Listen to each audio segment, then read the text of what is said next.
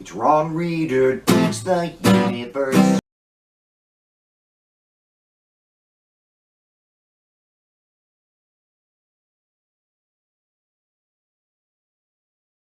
I'm Ron Reader, and this is Ron Reader Digs the Universe. And tonight, MAGA versus the Olympians.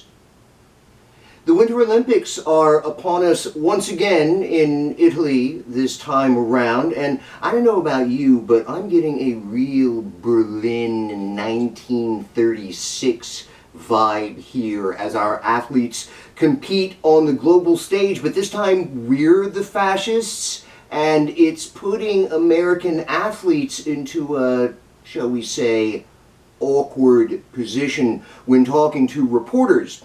Not wanting to ignore the glaring MAGA-sized elephant in the room, we've heard from some fairly mild criticism of the Trump administration from some of the American team.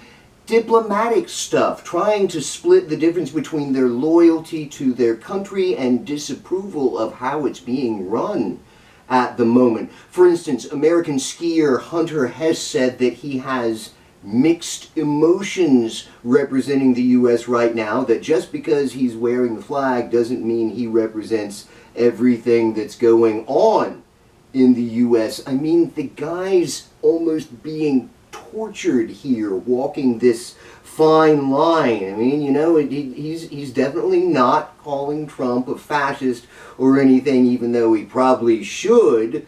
He's just expressing disagreement because he feels like he needs to, because he's a decent human being. So, of course, members of the U.S. Winter Olympics team are getting death threats now. And Megyn Kelly and others are calling them straight up traitors. Jake Paul told them to shut the fuck up. Trump called Hess a loser. And Wicked Witch and wife of Stephen Miller, Katie Miller, probably put it best when she said, if you can't say you love America while competing on behalf of our nation, then you shouldn't be at the Olympics.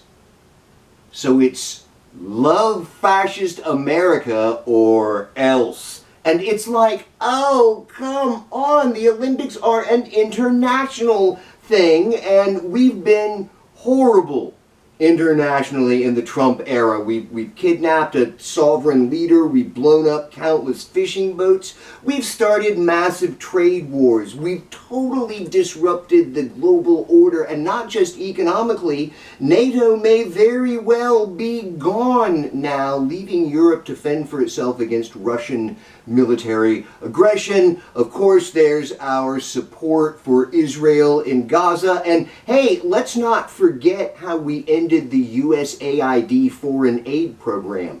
The White House says that the program was inefficient and that they will create new efficient programs, but no, they won't.